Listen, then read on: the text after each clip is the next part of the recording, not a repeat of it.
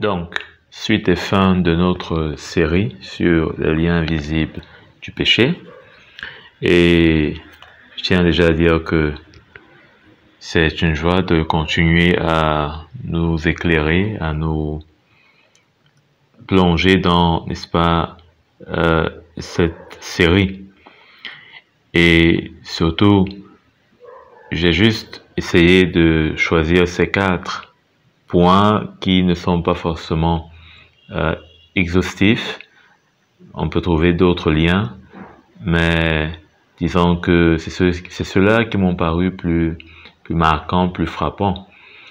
Donc, on va continuer avec ce dernier point sur les replis identitaires et les guerres.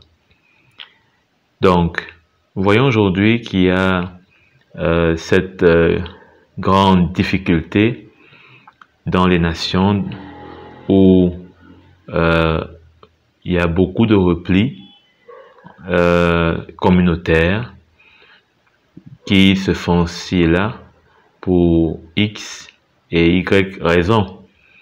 On a, pour prendre quelques cas, notamment en Afrique, prenons le Cameroun, et également en Europe avec l'Espagne, où on parle notamment de la Catalogne et bien d'autres exemples qui peuvent être, n'est-ce pas, rencontrés ci et là.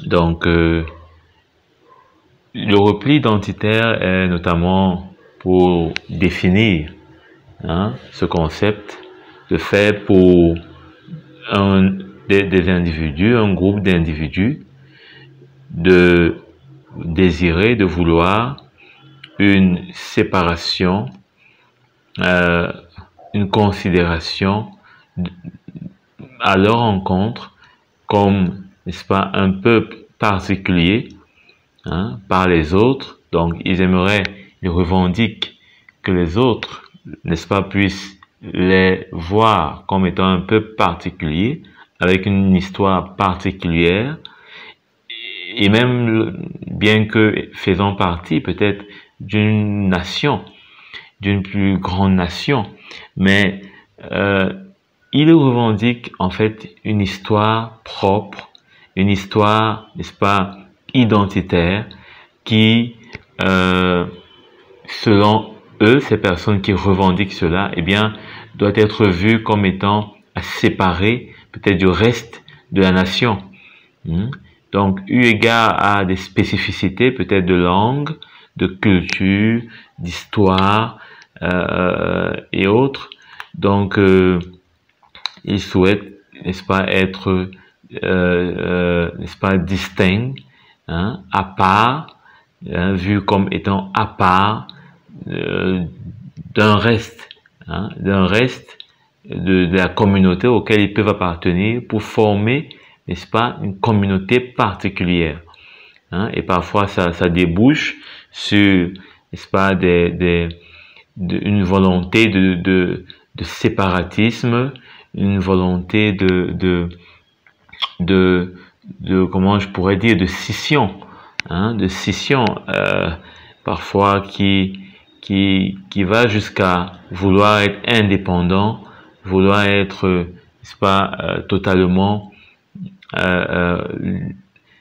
indépendant peut-être d'un pays ou d'une nation à laquelle pourtant on appartenait jusqu'à là, où on était, disons simplement comme ça, mélangé, on était mixé, comme, n'est-ce pas, c'est pas une tribu comme beaucoup d'autres dans une nation.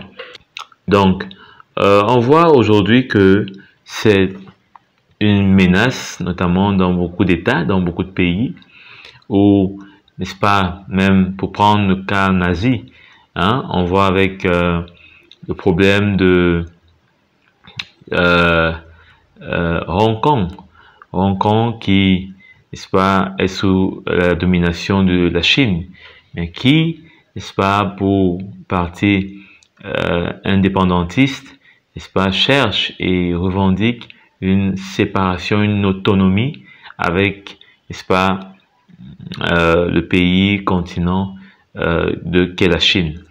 Donc, voilà un peu quelques exemples qui pour montrer que, eh bien, il y a, n'est-ce pas, cette volonté à être divisé, à être indépendant, n'est-ce pas, et à être reconnu comme étant une culture propre, une culture, disons, particulière, une culture à part, comme étant à part d'un système, d'un pays, d'un État qui pourtant jusqu'ici pouvait être unitaire, et se voir comme un seul bloc, peut-être formé de plusieurs cultures, mais un seul bloc. Mais avec le repli identitaire, il y a un appel à l'indépendantisme, à un séparatisme,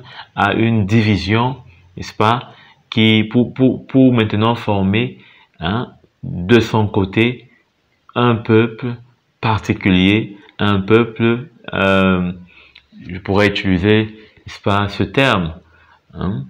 On veut dorénavant, pour ceux qui ont cette tendance, on veut dorénavant, n'est-ce pas, former un peuple à part entière, à part et à part entière.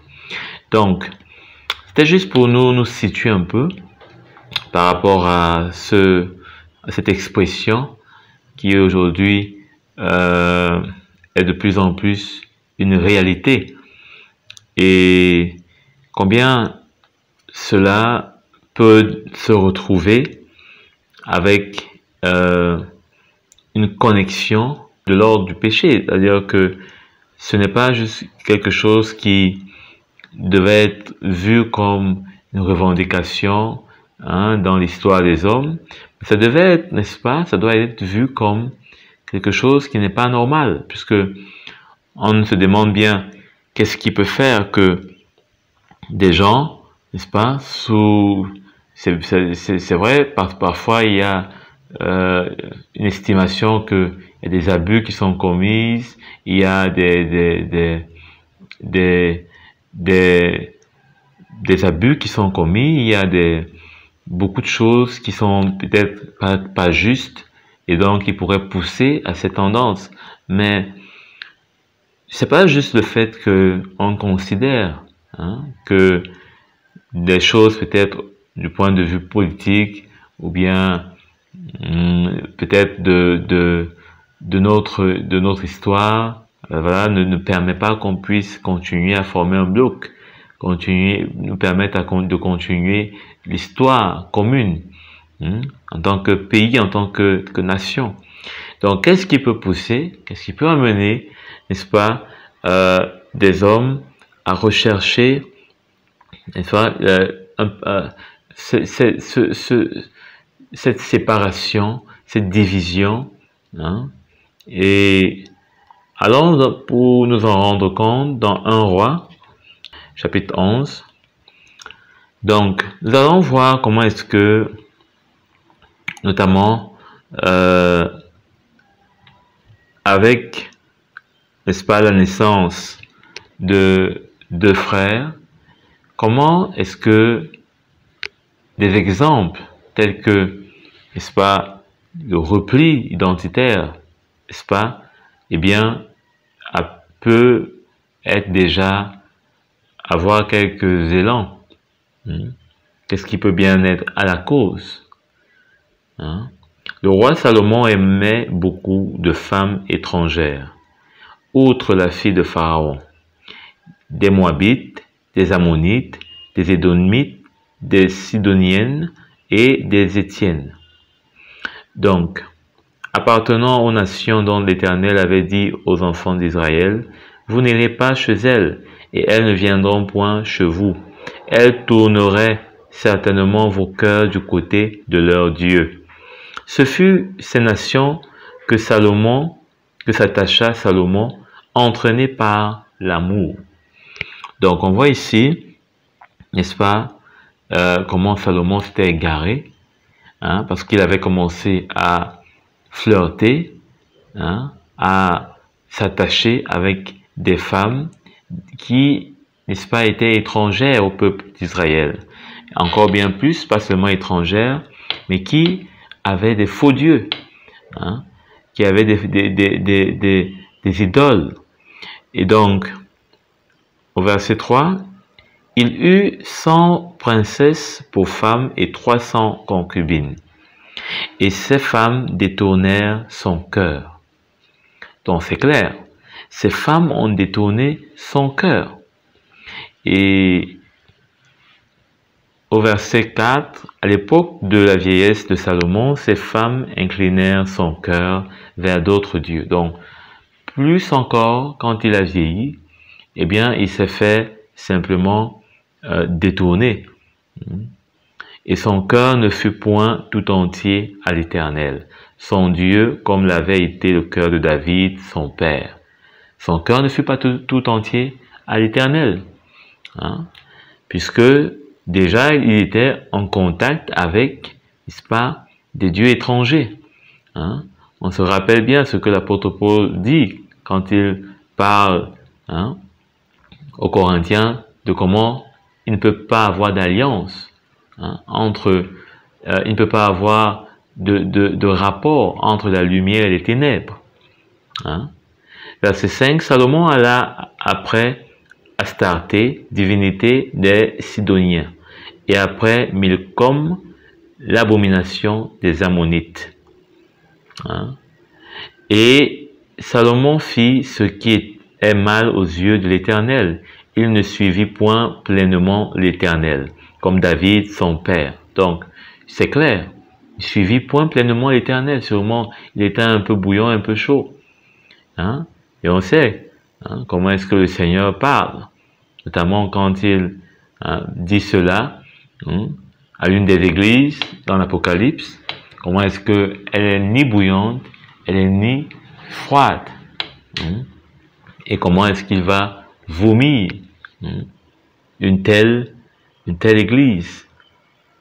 Donc, au verset 7, alors Salomon bâtit sur la montagne qui est en face de Jérusalem un haut lieu pour Kémosh, l'abomination de Moab, et pour Moloch, l'abomination des fils d'Ammon.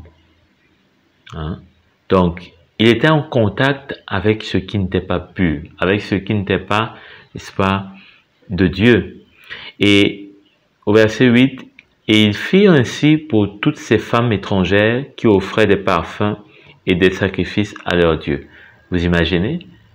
Pour chacune de ces femmes, eh bien, il a eu à faire, n'est-ce pas, des autels pour leurs faux dieux, et elles allaient pour offrir des sacrifices. Hein? L'Éternel fut irrité contre Salomon parce qu'il avait détourné son cœur de l'Éternel, le Dieu d'Israël, qui lui était apparu 2 fois. Hein? Qui lui était apparu 2 fois. Donc, il s'est complètement détourné, point d'avoir oublié que Dieu lui était apparu 2 fois, le Dieu véritable, le Dieu grand, qui lui avait donné la sagesse et les richesses, qui l'avait mis sur le trône de son père, et il lui avait à cet égard défendu d'aller auprès d'autres dieux. Mais Salomon n'observa point les ordres de l'Éternel. Donc, sûrement que l'Éternel lui était apparu pour l'avertir, pour lui dire, hein, le danger qu'il courait. Parce que le Seigneur ne nous abandonne jamais dans nos faiblesses, à notre faiblesse, à notre chair. Il est là parce que il connaît, les dangers qui nous guettent. Mais c'est à nous de pouvoir être attentifs et de prendre cas. Donc, verset 11, « Et l'Éternel dit à Salomon, puisque tu as agi de la sorte et que tu n'as point observé mon alliance et mes lois que je t'avais prescrites, je déchirerai le royaume de dessus toi et je le donnerai à ton serviteur. » Donc, le Seigneur avait déchiré ce royaume à cause de Salomon. À cause de Salomon. Et nous voyons l'origine. C'est son attrait pour des femmes étrangères et finalement qui l'ont conduit, n'est-ce pas, à un culte à des faux dieux que l'Éternel s'est irrité. Hein? Donc, les divisions que nous voyons aujourd'hui, même dans le monde, eh bien, on peut trouver plusieurs raisons. On peut expliquer. Les historiens peuvent venir montrer comment est-ce que, véritablement, il y a matière à ce que un peuple particulier peut-être se divise, hein, se sépare d'une nation à laquelle elle appartenait, et tout ce que on peut vouloir montrer, expliquer, comme donner comme raison du côté de ceux qui veulent se séparer. Mais est-ce que dans le cœur de cela, il y a une droiture? Est-ce que dans le cœur de ceux qui veulent se séparer, il y a une droiture? C'est-à-dire, est-ce qu'il y a un cœur pur? Est-ce qu'il y a un cœur pur? Puisque le cœur pur, eh bien, ne verra jamais l'occasion de se séparer. Au contraire. Au contraire. Et qu'est-ce qui, notamment, avait poussé, n'est-ce pas, à David de pouvoir chercher, n'est-ce pas, à construire, à offrir à ces femmes des hauts lieux, des lieux d'adoration pour leur Dieu? Eh bien, c'était son amour pour elles. C'était son amour pour elles. Et on l'a lu au verset 2.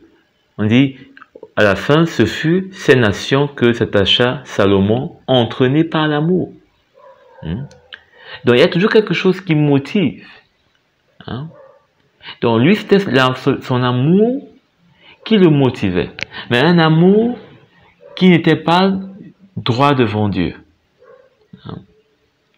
Un amour qui n'était pas droit devant Dieu. Tout amour ne vaut pas devant Dieu. Tout amour ne vaut pas devant Dieu. Donc, c'était un amour déplacé pour le Seigneur. Un amour qui était finalement un amour du monde. C'est-à-dire un amour pour les choses étrangères. Et qui ont fini par créer une situation telle que, eh bien, Salomon ne pouvait pas être agréable à Dieu. On l'a lu également. N'oublions pas, la parole de Dieu nous dit que l'amitié du monde, c'est dans Jacques. L'apôtre Jacques nous dit que celui qui est ami du monde, il est inimitié de Dieu. L'amour du monde nous rend inimitié de Dieu. Donc, celui qui peut prétendre un amour pour le monde, eh bien, se rend inimitié de Dieu. Et c'est pourquoi le royaume avait été déchiré. Le royaume avait été déchiré. On peut avoir des sentiments, peut-être qui nous amènent à aimer tellement notre culture, à aimer tellement peut-être notre langue, à aimer peut-être notre style, à aimer peut-être notre histoire, à tel point que on en arrive à vouloir être séparé de ceux avec qui jusqu'alors on pouvait être dans une vie et dans un avenir commun, parce que simplement, pour nous, notre histoire est plus grande. Et c'est ce qu'aujourd'hui on voit avec ce repli identitaire. On voit des hommes et des femmes qui considèrent que leur histoire, leur passé, est presque comme supérieure. Est presque comme supérieure à celle de toute la nation. Leur langue, n'est-ce pas, a plus de valeur. Elle doit être gardée, préservée. Et c'est comme si, au milieu d'autres langues, bien n'arrive pas à pouvoir exister. Et donc, la solution, c'est de se séparer. On voit, peut-être avec la culture, on apprécie tellement notre culture que cela fait qu'on ne puisse pas vouloir, n'est-ce pas, être noyé dans une autre culture. Ou alors partager un territoire, partager une histoire avec des cultures qui ne sont pas comme la nôtre. Donc, qu'est-ce qu'on voit? On voit que le royaume a été déchiré par Dieu à cause finalement de la culture. Et le repli identitaire est notamment un problème aujourd'hui dans le monde qui pose, n'est-ce pas, la question de la culture. Jusqu'à quel point les hommes peuvent aimer leur culture, leur histoire, leur passé, leurs origines, leur langue, leurs habitudes. Jusqu'à quel point on peut aimer cela et arriver à ne vouloir que cela et ne pas être prêt à faire des concessions pour continuer à vivre dans un bloc où il y a d'autres cultures. Donc on est prêt à se séparer avec d'autres cultures parce qu'on estime que la nôtre, disons-le simplement, est presque supérieure. N'a rien à voir avec celle des autres. Alors vous allez me dire peut-être, mais où est le problème? Quand on revient dans l'église, on retrouve facilement le problème aussi. On retrouve le problème d'une manière, d'une autre. Et les gens dans l'église, ils aimeraient que, on puisse faire un peu parfois comme dans leur culture. Il y a d'ailleurs des assemblées, aujourd'hui des églises, qui existent sur la base de ce que elles sont en lien avec ce qui se fait dans la culture des brebis qui sont dans ces églises. C'est-à-dire que la culture, vous entrez dans des assemblées, vous avez comme si vous êtes en voyage dans une culture, dans une ère culturelle, dans un peuple particulier. Pas le peuple dont c'est acquis Christ, mais vous avez le sentiment d'être dans une tradition à l'intérieur de cette assemblée. Vous revoyez, vous sentez des pratiques culturelles bien particulières d'un peuple bien particulier. Vous ressentez la domination, vous ressentez l'introduction.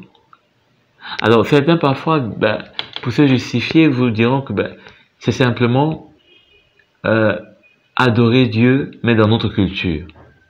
C'est-à-dire que on veut adorer Dieu en restant dans notre culture. On vous dira, le blanc, il sert Dieu dans sa culture. Nous aussi, on a servi Dieu dans notre culture. Selon notre culture. Sauf que, poussé bien loin, on se retrouve que ce n'est plus le même Dieu. On se retrouve que ce n'est plus à la manière de Dieu. On se retrouve que nous sommes en train de faire notre repli dans la maison de Dieu. Notre repli identitaire dans la maison de Dieu. On ne peut plus compter les scandales qui sont arrivés parce que parfois, dans certaines assemblées, les cultures ont voulu tellement prendre le pas que cela a créé des déchirements. Des cultures ont parfois voulu être comme celle qui va dominer, celle qui va régner, parfois celle qui va diriger l'Église. On va dire non, tel, il est de tel, il faudrait Aujourd'hui, parfois, ce sont des concessions que on retrouve. Peut-être dans le leadership. On dit non, il faut un pasteur qui soit de telle origine, et un autre de telle origine, et un autre de telle origine, parce que on a dans l'église, hein, peut-être différentes cultures, et c'est comme si, au niveau du leadership, chaque culture, comme dans une assemblée, devrait être comme dans une représentation nationale, devrait être, n'est-ce pas, être représentée. Hein? Et on fait des choses à la manière du monde, hein, pour satisfaire à ceux qui sont simplement dans la chair. Hein? Je crois que vous comprenez. C'est-à-dire que on ne compte plus ces scandales où des cultures, hein, des cultures se déchirent. Vous ressentez qu'il y a deux clans culturels opposés. Hein? Il y a deux clans différents, il y a deux clans de différentes cultures, hein, et bien qui s'opposent dans la maison de Dieu. Et pourtant, la Bible nous dit que dans Éphésiens, le Seigneur a fait des deux un, parlant des Juifs et des non-Juifs. D'où vient-il que dans la maison de Dieu, on serait maintenant entre Juifs en train de se séparer? Non seulement on n'est pas du tout, même dans le cas des Juifs et des non-Juifs, hein, dès qui le Seigneur a fait un, et cela ne peut d'ailleurs plus être autrement, puisque le Seigneur a fait cela et une fois pour toutes, il en est ainsi. Mais maintenant on arrive, en étant païen, à vouloir maintenant se distinguer. Hein. Il y a des déchirements de la sorte qui sont arrivés et qui n'ont plus permis que une assemblée dans laquelle il y avait des brebis, eh bien, continue à pouvoir, n'est-ce pas, exister. Tellement la pression culturelle, les forces en présence, hein, de différentes cultures, eh bien, s'opposaient. Et parfois, cela commence à être vraiment une affaire de clan. Hein. Vous entrez dans une assemblée, vous pouvez clairement parfois identifier des clans. Et cela n'est pas bien loin de la discrimination même. À des assemblées où il y a parfois, c'est vrai que cela tend un peu à disparaître, vu que notamment le racisme n'est plus vraiment, disons, aussi manifeste qu'à une certaine époque. Hein, mais parfois, on a l'impression comme quoi il y a les Noirs d'un côté, les Blancs d'un côté, peut-être les Antillais avec les Noirs d'Afrique noire, c'est pas, tout cela, parfois on ressent. Hein. Peut-être qu'il y a encore une sous-considération, une sous-considération vraiment de l'autre. Peut-être qu'il y a la peau plus noire, peut-être qui est plus foncé, peut-être qui est moins foncé. Dès qu'il y a un problème, ressurgissent de vieux démons, des démons du passé, hein, et qui nous donnent l'impression comme quoi on pourrait être encore en train de se retrouver dans le cas peut-être d'un esclave avec son maître. Hein? Et parfois, tellement ça peut être fort dans les cœurs que vous pouvez entendre de telles phrases. Ici, on n'est plus au temps de l'esclavage, où le blanc pense qu'il va dominer, hein, le noir. Parce que parfois, tellement c'est fort, c'est présent, hein, la culture, ou bien la tradition, ou bien le passé, semble comme avoir encore une emprise, avoir encore comme une force, hein, et finalement, on n'arrive plus à voir la maison de Dieu, on n'arrive plus à voir, n'est-ce pas, la gloire de la maison de Dieu, hein, le peuple de Dieu que nous sommes, hein, en Christ. Et on se met à se déchirer, hein, on se met à se mordre, hein, se mordre les uns les autres, hein. On se met à vraiment se mordre, hein, parce qu'on n'arrive plus à voir les choses avec l'esprit, hein. On commence à voir les choses dans la chair. On commence à considérer plus que, comme on est peut-être un blanc, et quelque part peut-être on est plus supérieur, hein. Parce que parfois ces choses ont tendance à ressurgir, hein, parce que on a dans notre cœur, hein, peut-être une inclinaison, hein, peut-être par rapport à ce qui y avait comme passé, hein, par rapport à ce qui y avait comme passé. On ne voit pas dans l'esprit ce qui s'est accompli, mais on voit plutôt ce qui a existé dans le passé, et dans notre cœur on se dit bon, c'est encore ça quelque part. C'est voilà, hein, un noir ne mérite pas de me parler comme ça. À l'époque, c'est que il se retrouvait enfermé, hein. Parfois il y a de tels relents dans les cœurs, hein. Il y a de tels relents dans les cœurs, hein. Même si on arrive à peut-être à avouer, mais quelque part, il y a un ego en nous, il y a un orgueil en nous, et qui fait que on se retrouve à avoir des yeux qui ne regardent pas du tout à la manière de Dieu. Et dans Galates, d'ailleurs, hein, Galates 5, au chapitre 5, voilà, oui, Galates 5, le verset 15. Galates 5, donc le verset 15. Il est écrit: mais si vous vous mordez, hein, si vous vous mordez et vous dévorez les uns les autres, prenez garde que vous ne soyez détruits les uns par les autres. Je dis donc, marchez pas selon l'esprit et vous n'accomplirez pas les désirs de la chair. Pourquoi est-ce que l'apôtre Paul dit cela? Eh bien parce que on peut tellement voir les choses dans la chair et qu'on finit par marcher dans la chair. Et en marchant dans la chair, on aura tendance à se dévorer, à se mordre, hein, c'est-à-dire que à répondre à l'autre dans la chair, parce qu'on est dans la chair, et l'autre, pareillement, s'il est dans la chair, à nous répondre dans la chair. Donc on se mord, on se dévore, hein.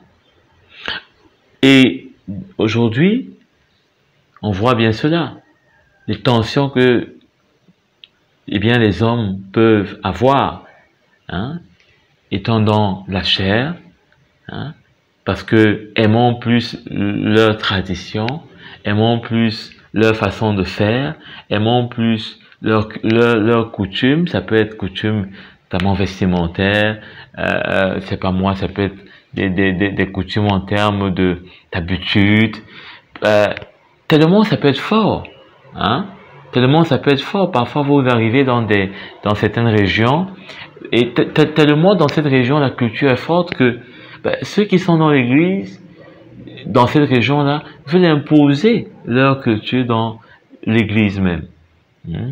Veulent l'imposer. Bien sûr, je parle pas pour ce qui concerne, c'est pas moi, votre habillement, hein.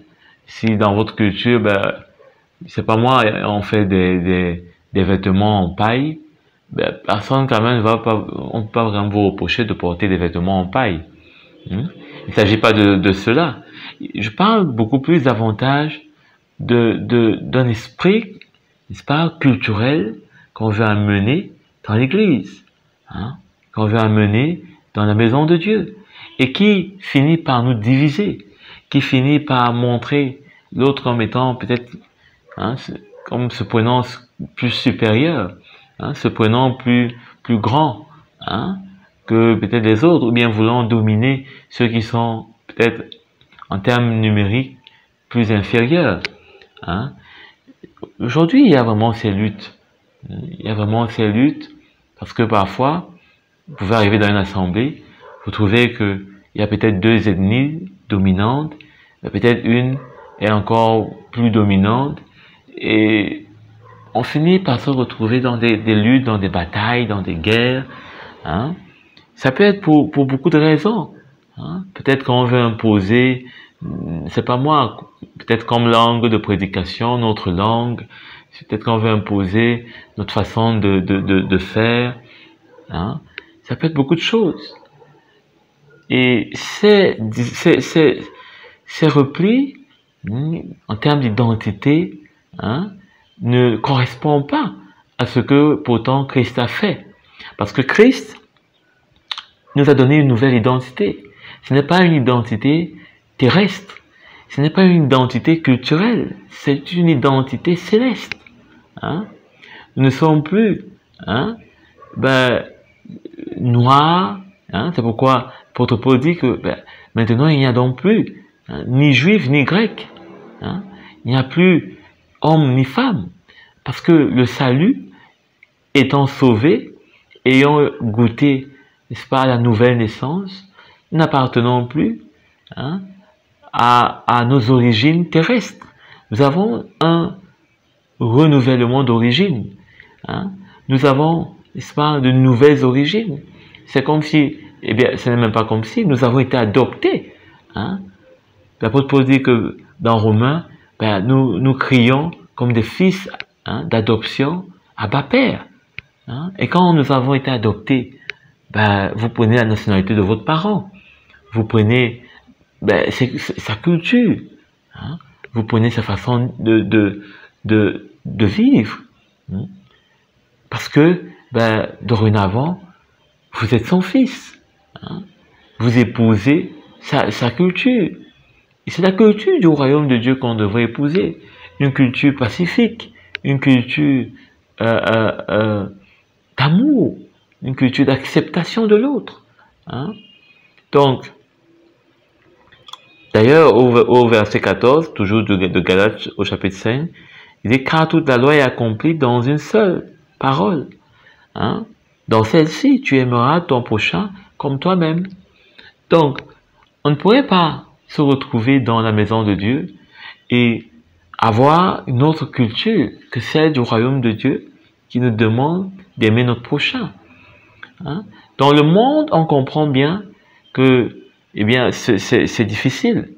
Hein? Ils ne peuvent pas accomplir ce commandement parce que c'est pas par nous-mêmes qu'on cherche à l'accomplir.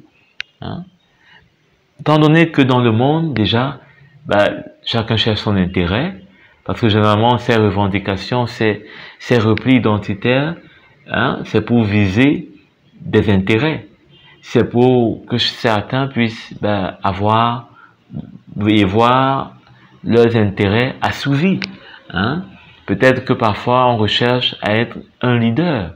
On recherche à devenir un leader pour sa communauté et on lance un projet de repli. Hein, identitaire. Dans l'église, parfois, c'est souvent un peu pareil. Hein, un peu pareil. On cherche à s'imposer, on cherche à imposer quelqu'un parce que, quelque part, on voudrait finalement être le chef, être le boss, hein, et ne pas simplement suivre. Hein, parce que peut-être on a derrière nous une grande masse de personnes qui n'est-ce pas, nous fait hausser les épaules, nous donne l'impression que on doit être plus important que on ne peut le paraître. Mais ce n'est pas à ces sentiments, à ce genre de sentiments qu'on devrait, n'est-ce pas, s'incliner. Hein? Parce que, eh bien, la maison de Dieu, n'est-ce pas, est pour Dieu. Et c'est lui qui nous y a tous appelés, et c'est lui qui nous donne chacun notre place. Donc, allons continuer dans 1 Roi toujours, où nous étions, et nous allons voir comment est-ce que, n'est-ce pas, eh bien, la suite de cette histoire se finit. Donc, Salomon, eh bien, a vu son royaume déchiré. Il a vu son royaume coupé en deux. C'est de là que la nation d'Israël a eu d'un côté le royaume de Juda et le royaume d'Israël. Donc, nous sommes au verset 12. Seulement je ne le ferai point pendant ta vie, à cause de David ton père, c'est de la main de ton fils que je te l'arracherai. C'est de la main de son fils. Je n'arracherai cependant pas tout le royaume. Je laisserai une tribu de ton fils à cause de David, mon serviteur, et à cause de Jérusalem que j'ai choisi. L'Éternel suscita un ennemi à Salomon, Hadad, l'Édomite, de la race royale d'Édom. Dans le temps où David bâtit Édom, Joab, chef de l'armée, étant monté pour enterrer les morts, tua tous les mâles qui étaient en Édom. Donc, qu'est-ce que cela veut dire? Cela veut dire que Dieu a suscité Hadad, qui était comme un vengeur pour Édom, puisque Édom avait été presque ravagé, détruit, et finalement, bien que cela se soit passé au temps de David, mais le Seigneur a gardé cela au placard pour Salomon.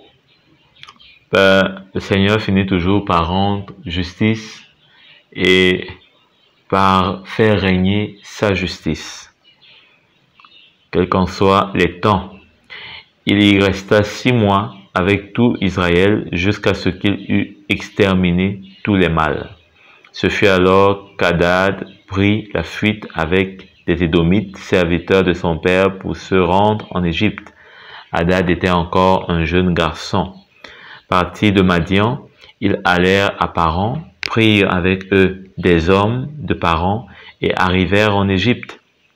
Auprès de Pharaon, roi d'Égypte, Pharaon donna une maison à Hadad, pourvu à sa subsistance, et lui accorda des terres. Hadad trouva grâce aux yeux de Pharaon à tel point que Pharaon lui donna pour femme la sœur de sa femme, la sœur de la reine Tchadpanès. La sœur de Tchadpanès lui enfanta son fils Genebat. Tchadpanès le sévra dans la maison de Pharaon, et Genebat fut dans la maison de Pharaon au milieu des enfants de Pharaon. Lorsque Hadad apprit en Égypte que David était couché avec ses pères et que Joab, chef de l'armée, était mort, il dit à Pharaon, « Laisse-moi aller dans mon pays. » Et Pharaon lui dit, « Que te manque-t-il auprès de moi pour que tu désires aller dans ton pays? » Il répondit, « Rien, mais laisse-moi partir. » Dieu suscita un autre ennemi à Salomon, Rezon, fils d'Eliada, qui était enfui de chez son maître Hadadézer. Excusez-moi pour la prononciation qui n'est pas assez facile. Hadadézer, roi de Soba. Il avait rassemblé des gens auprès de lui et il était chef de bande lorsque David massacra les troupes de son maître. Ils allèrent à Damas et s'y établirent.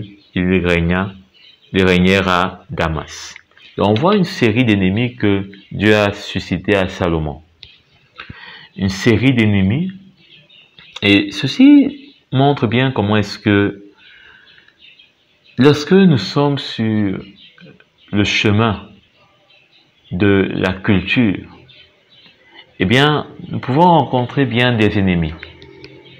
Parce que le passé va toujours, si on s'accroche à notre culture, c'est-à-dire à notre passé, à notre tradition, à ce qui a toujours fait ce que nous sommes aujourd'hui, a toujours constitué l'homme ou la femme que nous pouvons être aujourd'hui, eh bien, on va se retrouver en train de retourner et en train d'être mis en lien avec effectivement tout ce que ce passé peut comporter. Il y aura des malédictions qui peuvent revenir. hein. Il y aura, n'est-ce pas, eh bien, des choses pourtant dont le Seigneur nous a séparés avec. Mais, parce que nous voulons repartir dans notre coutume, dans notre tradition, eh bien, tout ce qu'il y a de mauvais dans cela, nous en aurons encore, n'est-ce pas, à y faire face. Hein? Et c'est ça le danger de la culture, notamment lorsqu'elle veut dominer dans l'Église. Le danger, c'est que non seulement nous n'allons pas vivre selon le royaume de Dieu, mais notre culture va ramener tout ce qu'il y a de mauvais, tout ce qu'il y a notamment comme orgueil, tout ce qu'il y a notamment comme eh bien, estime de soi-même dans la chair, dans le naturel. Hein? On va rabaisser l'autre, on va pas considérer l'autre comme son égal parce que notre culture, vous savez, la culture a tendance à nous montrer comme étant être fier. Il faut être fier de soi-même. Il faut être fier de ses origines. Il faut être fier. Et donc, vous êtes fier de vous à tel point que l'autre, il est un peu comme petit. Il est un peu comme rien du tout devant vous. Parce que votre culture, elle est grande. Hein? Elle a une histoire, une grande histoire. Peut-être que vous descendez d'une lignée de rois, je sais pas moi. Peut-être que dans votre culture, les hommes sont extraordinaires. Ils ont accompli de grandes choses et ça vous rend fier, très orgueilleux de vous-même. Donc, on va, n'est-ce pas, laisser reprendre place en nous des choses du vieil homme.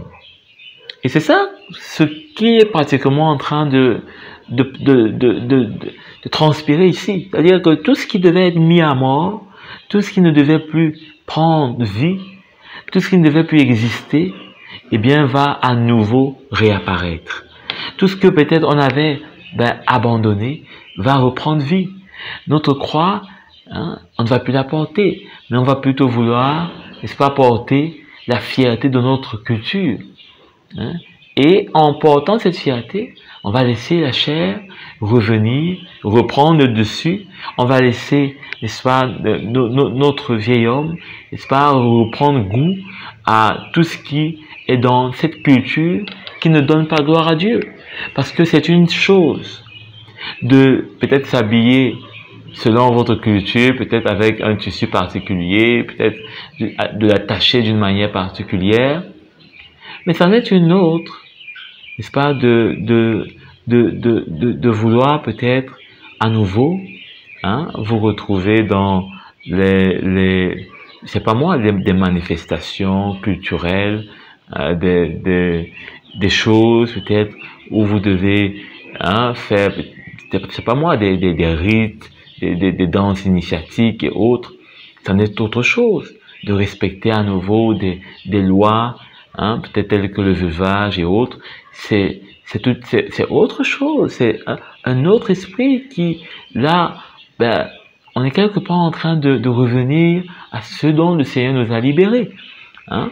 Donc il faut faire attention, parce que ici on voit tous les ennemis qui étaient tapis dans l'ombre, qui étaient couchés, quelque part le Seigneur les a réveillés, finalement, pour qu'ils viennent obtenir vengeance. Ils viennent obtenir vengeance. Vous savez du reste que Salomon lui-même, il s'était mal comporté envers Dieu. Et beaucoup de choses, sûrement, le Seigneur également devait restaurer la justice envers ce serviteur, bien qu'étant l'homme selon son cœur, mais il avait failli parfois bien des fois. Hein? C'est vrai qu'il s'était repenti, mais vous savez, les conséquences de nos actes, parfois, surtout dans l'ancienne alliance, c'était pas aussi comme aujourd'hui dans la nouvelle alliance où nos malédictions, Christ les a portées, on n'a plus rien à voir avec ça, nous ne sommes plus sous les malédictions, nous ne sommes plus sous... Mais parfois, des conséquences peuvent perdurer et là, c'est tout autre chose. Mais ici, notamment pour le cas de Salomon, lui, le Seigneur voulait le corriger et quelque part, il utilisait des gens qui avaient soif de vengeance. hein, avait soif de vengeance. Et il se levait de toutes parts. De toutes parts. Donc, on a au verset 25, il fut un ennemi d'Israël pendant toute la vie de Salomon. Hein? Pendant toute la vie de Salomon, vous imaginez? Hein? Toute votre vie, vous avez un ennemi qui vous tient tête. En même temps qu'Hadad lui faisait du mal. Et il avait Israël en aversion, c'est-à-dire que il avait Israël en haine. Il régna sur la Syrie. Jéroboam, aussi serviteur de Salomon, leva la main contre le roi. Vous vous rappelez, Jéroboam, hein? Il leva la main contre le roi. Vous voyez, tous ces ennemis, le Seigneur avait bien voulu qu'ils puissent, n'est-ce pas, se lever, hein? Comme également la chair et l'orgueil et tout ce qui peut être dans notre coutume, dans notre tradition, tout ce qu'on peut, on peut donner de la valeur plus que le royaume de Dieu, hein, plus que les bien-aimés qui sont dans le Seigneur avec nous. La chair, on peut lui redonner la vie, et en lui redonnant la vie, on ne sait pas qu'on se remet en danger. On se remet en danger. Hein? Toute notre vie. Hein? Et c'est pareil. Tous ces ennemis s'étaient levés jusqu'aux serviteurs du roi. Hein? Et pourtant, il n'y avait pas tout cela. Hein? Mais du fait que Salomon avait laissé son amour les conduire de devant le Dieu vivant, son Dieu qui lui est apparu à 2 reprises.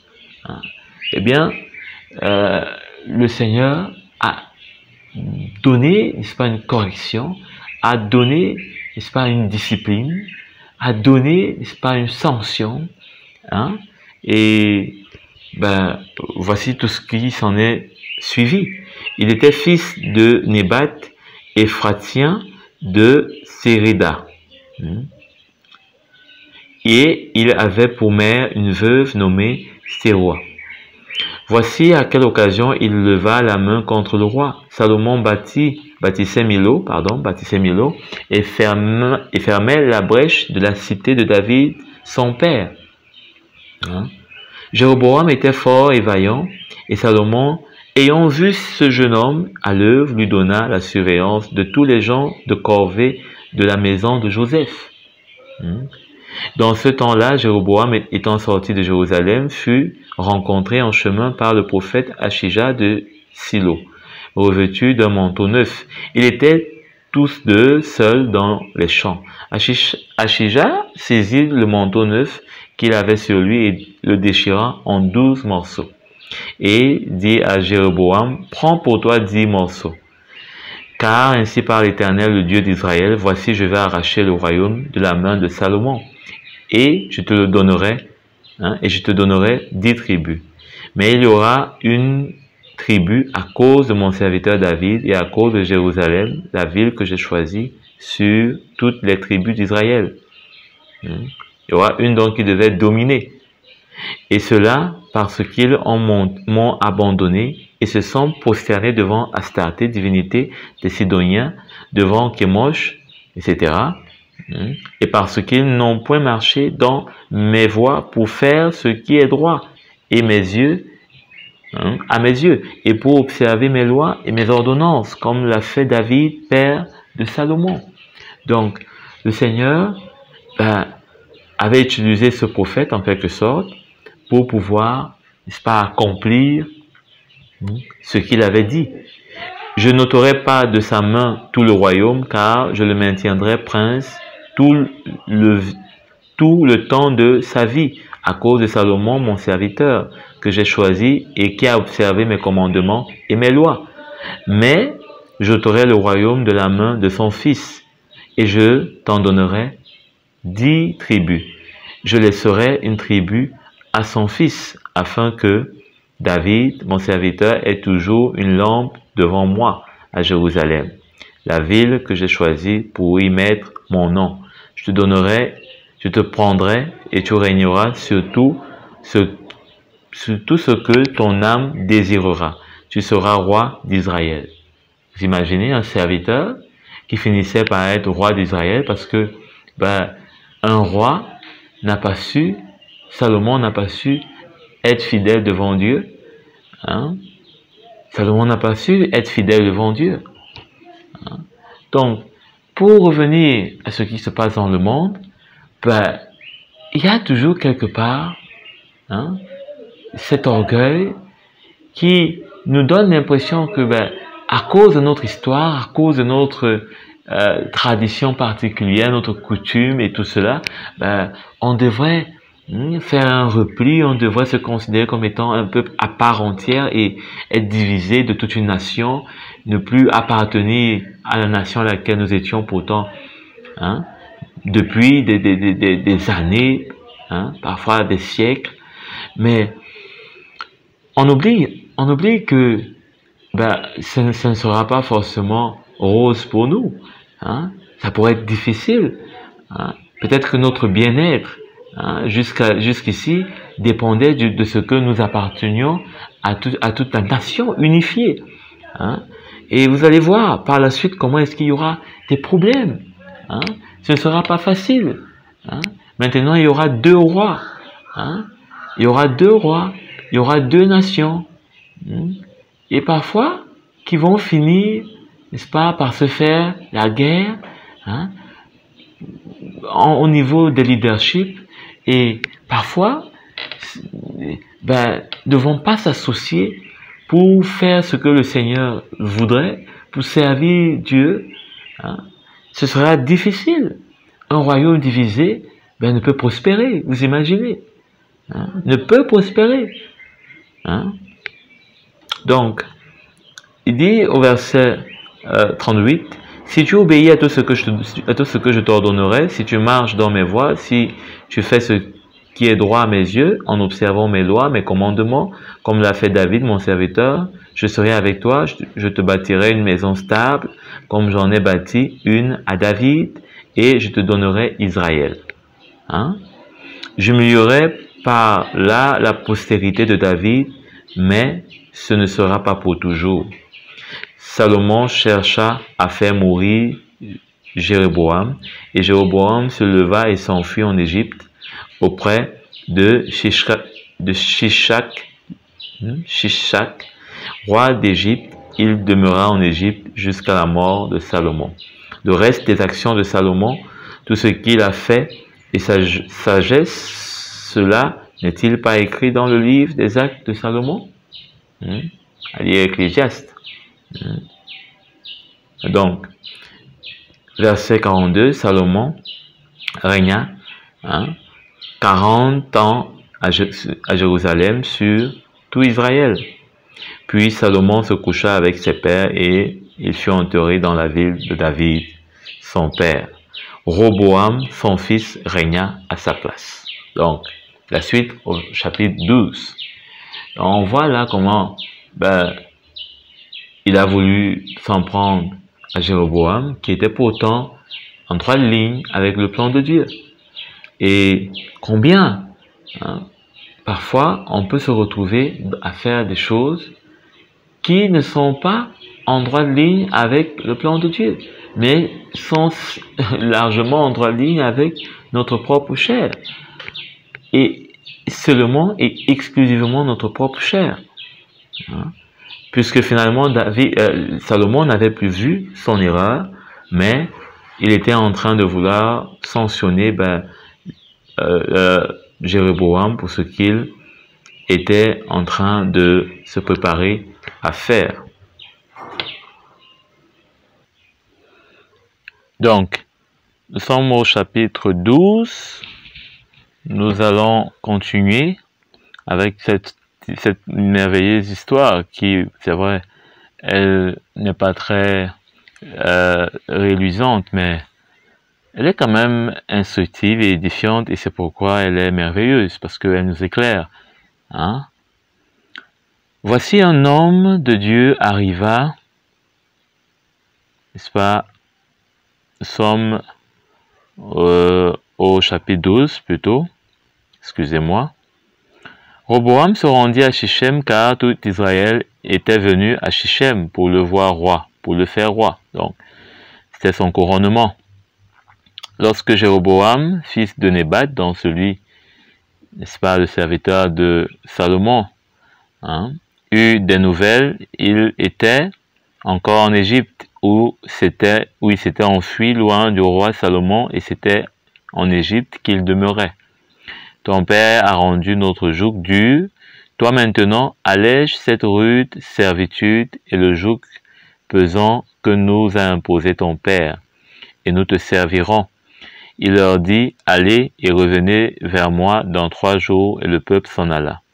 Le roi Roboam consulta les vieillards qui avaient été auprès de Salomon, son père, pendant sa vie, et il dit, que conseillez-vous de répondre à ce peuple?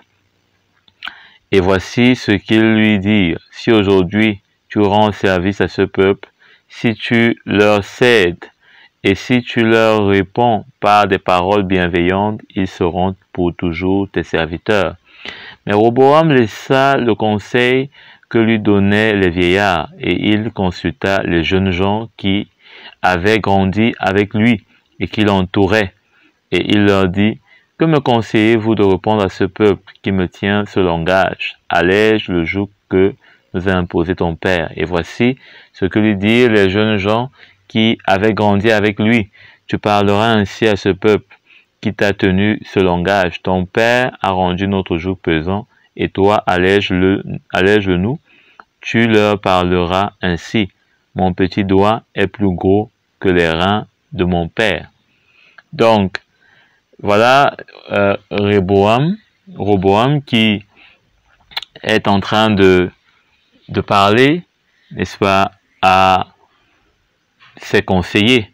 Et il a choisi les conseillers jeunes, ses amis. La Bible nous dit que ceux avec qui il a grandi, sûrement qu'ils se connaissaient bien. Ils avaient peut-être des rêves ensemble.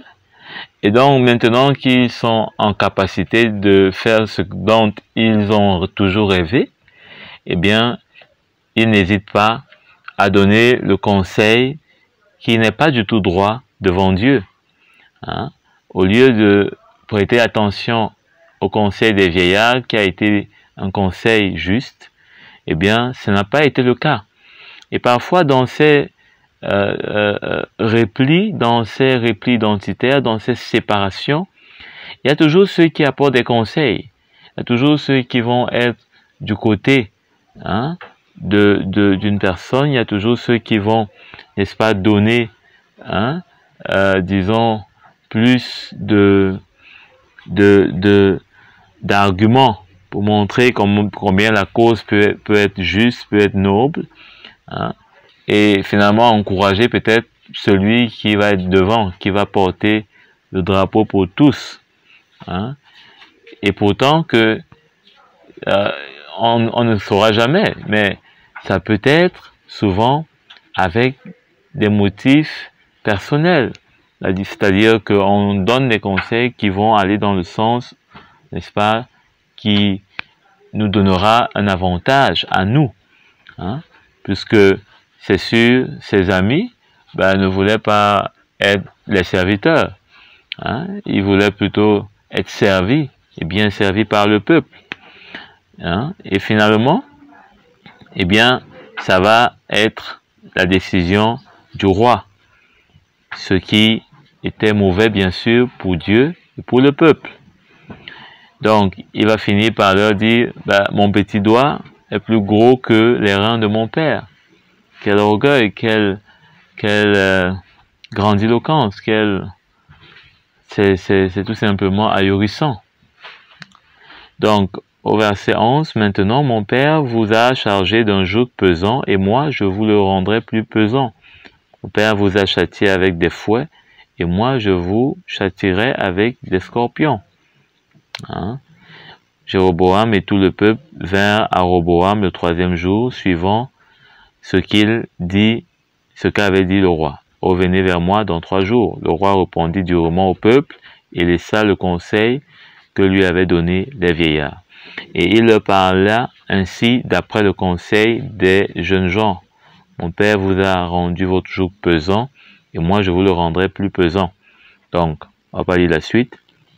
Ainsi le roi n'écouta point le peuple, car cela fut dirigé vers l'Éternel en vue de l'accomplissement de la parole que l'Éternel avait dite à Ajisha de Silo, à Jéroboam, fils de Nébat. Lorsque tout Israël vit que le roi ne l'écouta pas, le peuple répondit au roi: quelle part avons-nous avec David? Nous n'avons point d'héritage avec le fils d'Isaïe.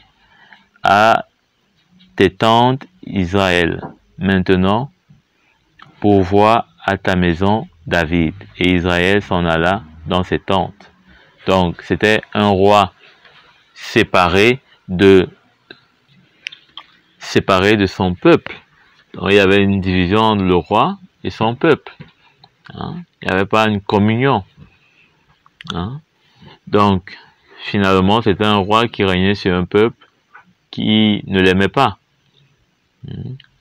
Donc, parfois, on va entrer dans des choses qui, à la base, peut paraître bien au départ, et par la suite, les choses ne sont pas toujours comme on les a pensées. Donc, les enfants d'Israël qui habitaient les villes de Juda furent les seuls sur qui régna Roboam. Donc, pratiquement une petite ville juste avait accepté que le roi règne sur eux. Mais tout le reste du peuple n'acceptait pas cela. Donc, on peut peut-être commencer à la base avec beaucoup de personnes qui font des demandes, qui s'opposent, qui cherchent un repli, qui font des revendications, qui veulent une séparation. Et on croit qu'on est tous unis pour la même cause, et par la suite, on se retrouve qu'on n'était pas aussi unis qu'on le pensait. Donc, alors le roi envoya Adoram, qui était préposé aux impôts. Mais Adoram fut lapidé par tout Israël, et il mourut. Et le roi Roboam se hâta de monter sur un char pour s'enfuir à Jérusalem. C'est ainsi qu'Israël s'est détaché de la maison de David jusqu'à ce jour. Tout Israël ayant appris que Jéroboam était de retour, il envoyèrent appeler dans l'assemblée, et ils le firent roi sur tout Israël. Donc finalement, c'est accompli parole de Dieu. Donc, voir comment est-ce que Dieu est en contrôle pour accomplir tous ses desseins. Il veille pour accomplir sa parole, la Bible nous dit. Donc, verset 21, Roboam, arrivé à Jérusalem, rassembla toute la maison de Juda et la tribu de Benjamin, 50 000 20, 104 020 hommes d'élite, propres à la guerre, pour qu'ils combattent contre la maison d'Israël, afin de la ramener sous la domination de Roboam, fils de Salomon.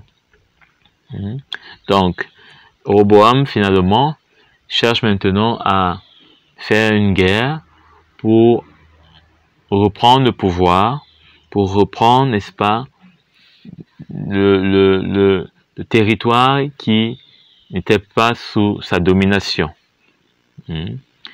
Donc, verset 22, mais la parole de Dieu fut ainsi adressée à Shemaïja, homme de Dieu. Parle à Roboam, fils de Salomon, roi de Juda, et à toute la maison de Juda et de Benjamin, et au reste du peuple, et dis-leur, ainsi parle l'Éternel, ne montez point et ne faites pas la guerre à vos frères, les enfants d'Israël, et que chacun de vous retourne dans sa maison, car c'est par moi que cette chose est arrivée. Ils obéirent à la parole de l'Éternel, et ils s'en retournèrent selon la parole de l'Éternel. Donc nous voyons là comment est-ce que, maintenant pour arriver au point sur la guerre, les guerres, donc on voit que lorsqu'il y a une division, eh bien cela ne peut qu'apporter des guerres. Le peuple était divisé, et c'est seulement la guerre qui pouvait prendre place. Chacun voulait avoir l'autorité sur l'autre. Et aujourd'hui, les guerres également sont foisonnantes parce que ceux qui ont le pouvoir, ceux qui pensent être en droit de dominer sur les autres, eh bien, utilisent, cherchent par tous les moyens de dominer, de prendre le pouvoir, de prendre le pas sur les autres.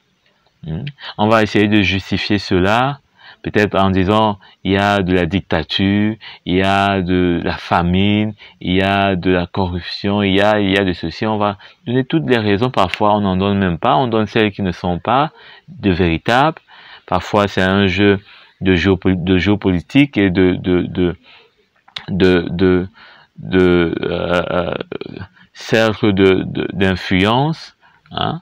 Mais il n'en demeure pas moins que lorsqu'un peuple, lorsqu'on s'est rebellé contre le Seigneur, eh bien, il ne peut qu'avoir la discorde entre les hommes qui se sont rebellés contre Dieu. Et ici, il ne faut pas oublier que ce peuple s'était détourné. Hein? En tout cas, il ne faut pas oublier que Salomon s'était, n'est-ce pas, détourné de son Dieu. Et quand on se détourne de son Dieu, eh bien, cela ne peut que provoquer, n'est-ce pas, la confusion. Je vous rappelle d'ailleurs ce qui s'est passé à la tour de Babel. Lorsque les hommes se sont rebellés contre Dieu, ils ont voulu être l'égal de Dieu. Ils ont commencé à construire la tour. Dieu les a confondus. Il leur a donné plusieurs langues. Ils ne se sont plus entendus. Et aujourd'hui, la guerre, les guerres qui existent, bien que ce soit un signe de la fin des temps, mais c'est un signe de la fin des temps de ce que les hommes ne craignent pas Dieu et se sont détournés de Dieu. Et c'est pourquoi Dieu leur met dans une confusion et les guerres ne peuvent que être la manifestation de cette confusion. C'est-à-dire, ils ne s'entendent pas. L'un veut dominer l'autre. Hein? Dieu a livré maintenant l'un contre l'autre. Roboam a voulu se lever pour reconquérir ce qui était jadis au temps de son père, hein, devait lui appartenir. Et pourtant, Dieu avait fait maintenant que cela ne soit plus ainsi. Parce que Dieu voulait juger les actes de Salomon. Hein? Dieu voulait juger les actes de Salomon. Et on ne va pas dire que Dieu punit les enfants pour les œuvres de leur père. Pas du tout. Dieu avait bien puni Salomon lui-même, mais sauf qu'il avait puni dans un autre temps. Hein? Il avait puni dans un autre temps, il avait puni au temps du règne de son fils. Mais c'est pas son fils qu'il avait puni. La preuve en est que Dieu arrête Roboam dans sa conquête, parce qu'il aurait pu avoir des morts. Hein? Or, c'est pas cela que Dieu voulait. Simplement, sa parole devait s'accomplir. Donc, alors qu'elle s'accomplit, eh bien, Dieu lui épargne de pouvoir, n'est-ce pas, faire couler du sang. C'est un peu comme avec Abraham, lorsqu'il a voulu offrir son fils. Dieu lui a épargné de faire couler ce sang innocent. C'était juste une préfiguration de Christ, mais ce n'était pas ce fils qui devait, lui, être blessé. Son sacrifice n'aurait rien apporté. Donc, on voit tout de même que la guerre a failli exister parce que, eh bien, il y avait une confusion qui était due, n'est-ce pas, au fait que Salomon s'était détourné parce qu'il avait laissé place à la culture de ses femmes, et bien venir prendre le pas sur la crainte qu'il avait de son Dieu. Donc, aujourd'hui, si on a des guerres, c'est parce que les hommes n'est-ce pas, se sont rebellés contre Dieu, ils adorent d'autres dieux, ils se tournent vers d'autres dieux, et quelque part, nous avons cette manifestation, n'est-ce pas, de la violence, de l'un sur l'autre. N'oublions pas ce qu'on a lu dans dans Galates. On se mord, si on ne marche pas dans l'esprit, on se mord les uns contre les autres. Donc, au verset 27, il dit, si ce peuple monte, plutôt 26, Jéroboam dit en son cœur, le royaume pourrait bien maintenant retourner à la maison de David. Si ce peuple monte à Jérusalem pour faire des sacrifices dans la maison de l'Éternel, le cœur de ce peuple retournera à mon seigneur, à Roboam, roi de Juda, et me tuera et retourneront à Roboam, roi de Juda. Après s'être consulté, le roi fit 2 veaux d'or, et il dit au peuple, assez longtemps vous êtes montés à Jérusalem, Israël. Voici ton Dieu qui t'a fait sortir du pays. Donc maintenant, il a fait un faux Dieu. Et pourtant, Dieu lui avait dit, s'il marche selon ses ordres et ses commandements, il établira son règne. Mais ici, on voit qu'il se détourne. Il se détourne. Le serviteur choisi de Dieu, il se détourne. Donc, finalement, il plaça l'un de ses veaux à Bethel et il mit l'autre à Dan. Ce fut là une occasion de péché. Le peuple alla devant l'un des veaux jusqu'à Dan. Jéroboam fit une maison de haut lieu et il créa des sacrificateurs qui prient parmi tout le peuple et n'appartenant point au fils de Lévi. Il établit une fête au 8e mois, le 15e jour du mois, comme la fête qui se célébrait à Juda. Il offrit des sacrifices sur l'autel. Voici ce qu'il fit à Bethel afin que l'on sacrifiât au veau qu'il avait fait. Il plaça à Bethel les prêtres des hauts lieux qu'il avait élevés lui-même. Donc, quelle déception! Au lieu qu'il accomplisse le plan du Seigneur, il est finalement entré lui aussi dans la chair et il a commencé maintenant à lutter dans la chair pour, n'est-ce pas, maintenir le royaume que Dieu lui avait pourtant donné, sans qu'il ne fasse aucun effort. Sans qu'il ne fasse aucun effort. Donc, voilà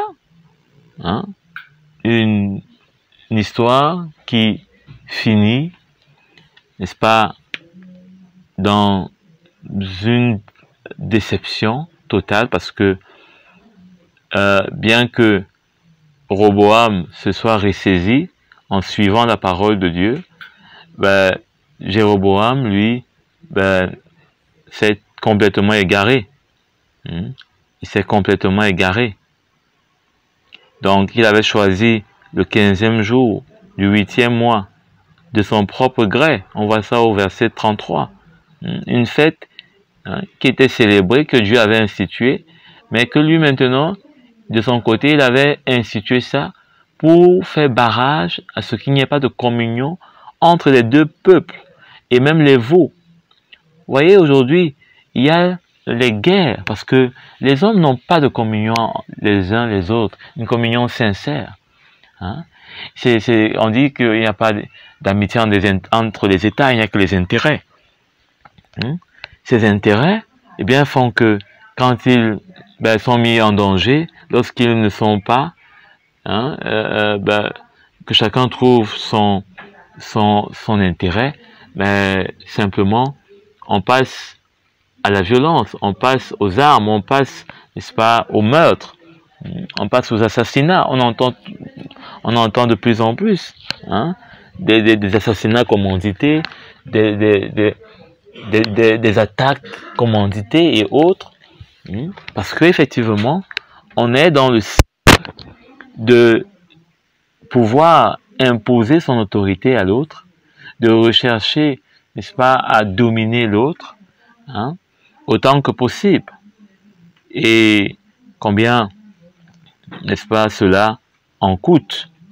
Juste pour vous prendre des exemples. Vous connaissez le problème avec la Libye. Aujourd'hui, on se retrouve avec une Libye qui ne ressemble en rien à ce qu'elle a été il y a 10, il y a 15 ans. Quelle tristesse. Et pourtant, on vous donnera bien des raisons pour vous expliquer le pourquoi de l'intervention, de pourquoi. Et si on multiplie ainsi les cas, on voit bien, notamment en Afghanistan. Donc, qu'est-ce qu'on peut bien justifier? Qu'est-ce qu'on peut bien justifier pour montrer que nous sommes en droit de faire des choses? Parce que peut-être on dira, mais il y a la dictature, il y a peut-être un clan qui s'est emparé de toutes les richesses, la population meurt. Mais d'un autre côté, quand il y a des morts, quand il y a des innocents qui sont morts, qu'est-ce qui peut bien justifier cela? Qu'est-ce qui vaut bien la vie de ces personnes mortes? Donc, quand on est en train d'œuvrer dans la chair, quand on est rebelle au Seigneur, eh bien, il va s'en suivre simplement que on va utiliser nos méthodes, on va essayer de faire comme on peut, mais ça ne va jamais glorifier le Seigneur et ça ne va qu'ajouter, n'est-ce pas, de la misère, n'est-ce pas, de la tristesse dans les cœurs. Et surtout au Seigneur, qui lui, n'est-ce pas, voit toutes ces choses et il saura les juger au temps convenable. Parce qu'il va juger cela. Il va juger cela. Parce qu'il est un Dieu de justice. Son trône est établi sur la justice. Ceux qui font des choses pour, n'est-ce pas, leurs propres intérêts, dans leur propre but. Donc, on voit bien ici comment est-ce que Jéroboam, eh bien, il est en train de s'égarer complètement. Pourquoi? Parce qu'il voulait établir son royaume par sa propre force. Et pourtant, Dieu lui avait dit qu'il va établir son royaume. Il va fortifier son royaume s'il marche simplement dans ses voies. Mais lui-même avait recherché à établir son royaume par sa propre force, par ses propres moyens. Et au lieu que la communion puisse continuer entre les deux peuples, au lieu que les deux peuples continuent à aller adorer au même autel où il y avait l'autel de Dieu, où il y avait les vrais serviteurs issus de la tribu de Lévi, eh bien lui, il avait fait les choses autrement. Donc, cela, eh bien, va jouer contre lui. Parce qu'au tout début du chapitre 13, quand on pourra pas lire, peut-être si vous voulez, à part un seul verset,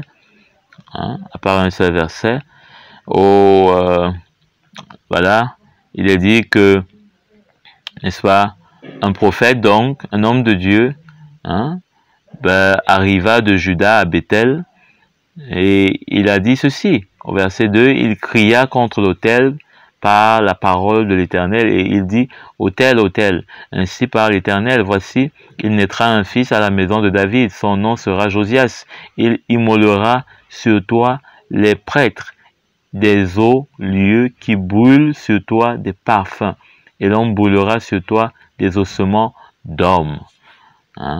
Des ossements d'hommes. Donc, puisque Jéroboam avait élevé des faux prophètes, des faux serviteurs de Dieu, des faux prêtres qui n'étaient pas de la tribu de Lévi, il disait que maintenant, ce nouveau roi va rétablir les choses. Il dit, il va détruire ce qui est faux, et surtout, au verset 3, il dit, et le même jour, il donnera un signe en disant, c'est ici le signe que l'Éternel a parlé, voici l'autel se fendra et la cendre qui est dessus sera répandue. Lorsque le roi entendit la parole de l'homme de Dieu, que l'homme de Dieu avait crié contre l'autel de Bethel, il avança la main de dessus l'autel en disant, saisissez-le. Et la main que Jéroboam avait étendue contre lui devint sèche et il ne put la ramener à soi.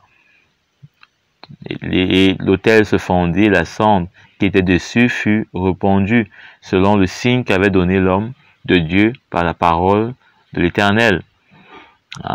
Donc, on voit déjà la fin de ce roi, hein, qui n'a pas pu suivre le Seigneur et qui a cherché lui-même par ses propres moyens. Vous savez, aujourd'hui, les hommes cherchent par leurs propres moyens à établir la paix, à établir toutes sortes de choses, hein, par leur propre force. Et c'est pourquoi ils n'hésitent pas à utiliser leurs propres méthodes. Mais le Seigneur saura bien juger cela tant convenable, comme je disais tantôt. Et parfois on se pose bien des questions, mais on dira, mais pourquoi est-ce que Dieu permet ceci? Pourquoi Dieu permet la guerre? Pourquoi Dieu permet les maladies? Ben, qui pourrait juger Dieu? La vie dit que ses jugements sont justes. Hein? Si Dieu permet cela, ben, il sait pourquoi il permet cela. Est-ce que Dieu devrait tout nous expliquer? On ne pourrait pas comprendre même toutes les explications que Dieu pourrait nous donner. Hein? Si vous voulez comprendre toutes les explications que Dieu doit vous donner par rapport à toute chose, ben, je vous conseille bien de commencer à peut-être vous demander si votre voisin d'à côté a mangé, si votre frère, votre sœur va bien, hein? Si si elle n'a rien contre vous, ou bien si peut-être elle ne manque de rien. Commencez par là, et peut-être que un jour Dieu pourra vous expliquer toutes choses.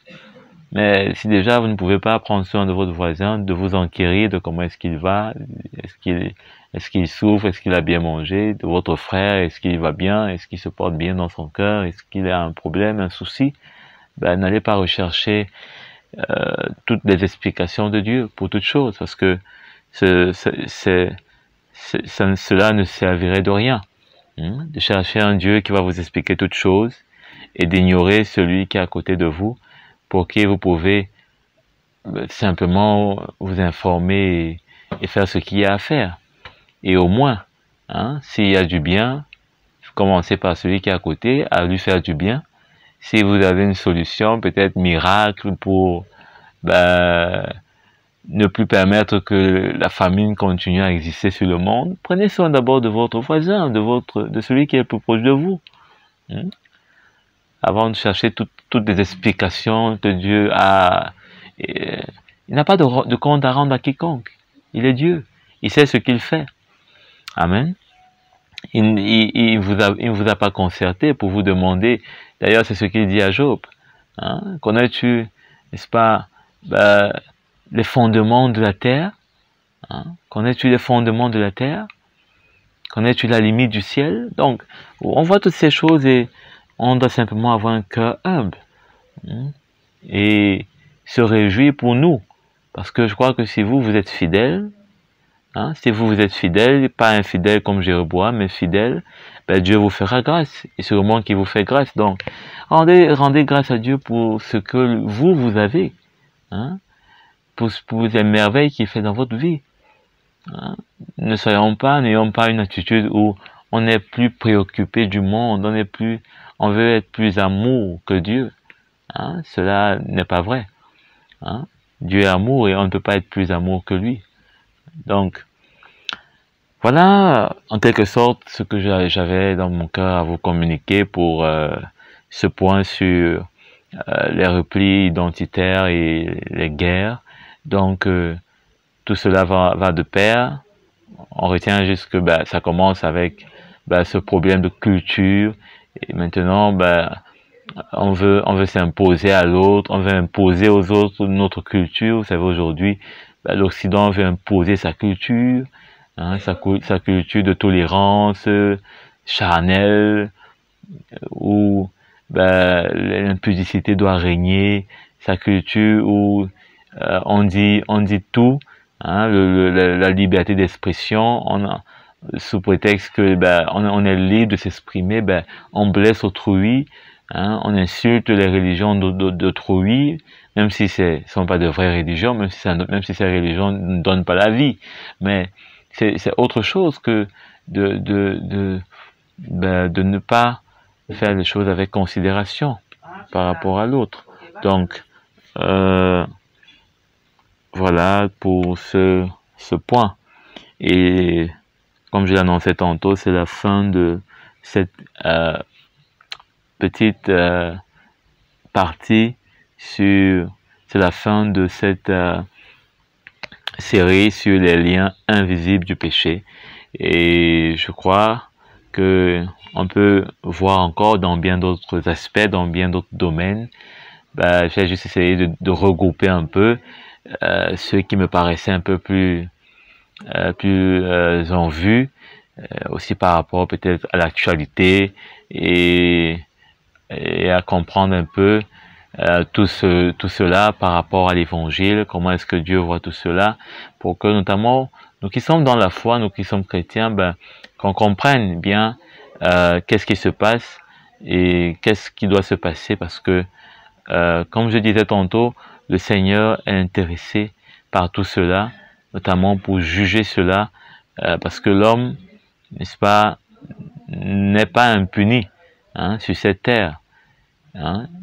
Il y a le roi des rois qui est sur le trône et qui doit juger. C'est à lui qui appartient le dernier mot. C'est à lui qui appartient la vengeance, la rétribution. C'est à lui qui appartient le juste jugement. Et c'est pourquoi même si sur cette terre on ne comprend pas tout, on peut être peut-être blessé, on est peut-être triste, on a beaucoup de choses qui peut-être nous font ne pas trouver le monde peut-être si merveilleux, si parfait.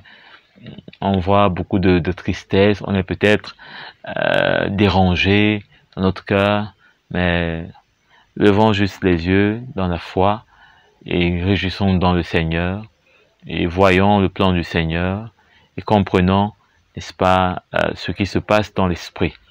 Donc, jusqu'ici, j'espère que vous avez été bénis et on se retrouve pour un autre partage.